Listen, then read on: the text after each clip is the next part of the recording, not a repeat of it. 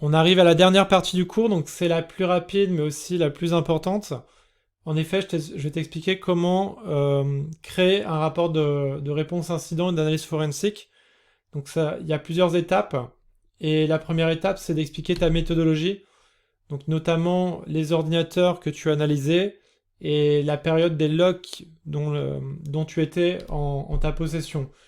Faut savoir que lorsqu'une entreprise a un SIEM, donc les logs sont envoyés là-bas et généralement l'ensemble de systèmes aura à peu près la même période de log disponible.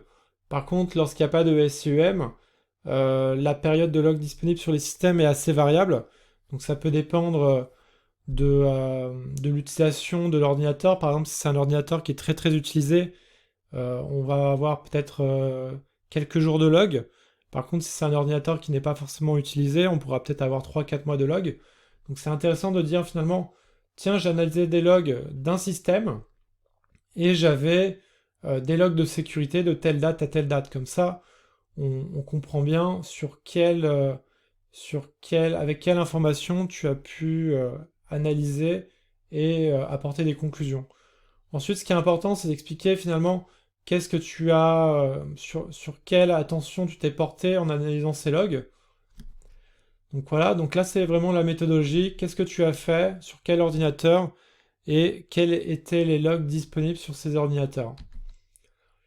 La deuxième étape, c'est vraiment de mettre en avant finalement les événements suspects que tu aurais pu analyser à travers ces logs. Donc là, c'est un rapport exécutif et ça permet vraiment en une slide d'expliquer qu'est-ce que tu as vu. Et ensuite, pour chaque événement, ce qui va être important, c'est... Donc là, c'est le résumé d'un événement. Et ici, ça sera vraiment le détail. Et là, en fait, cet événement va vraiment être détaillé log par log. Donc tu aboutis à une conclusion qui est juste ici. Et en fait, cette conclusion, elle se repose sur l'analyse que tu as fait des logs et notamment de ta découverte de certains logs. Donc ça sera vraiment très important de mettre sous forme chronologique l'ensemble des événements que tu aurais pu observer à travers les logs. Donc voilà. Et une fois que tu as vraiment décrit l'ensemble des événements, c'est bien d'expliquer, bon bah tiens, j'ai découvert qu'il y avait un incident, mais une partie importante, c'est aussi d'expliquer des recommandations pour plus que ça se passe.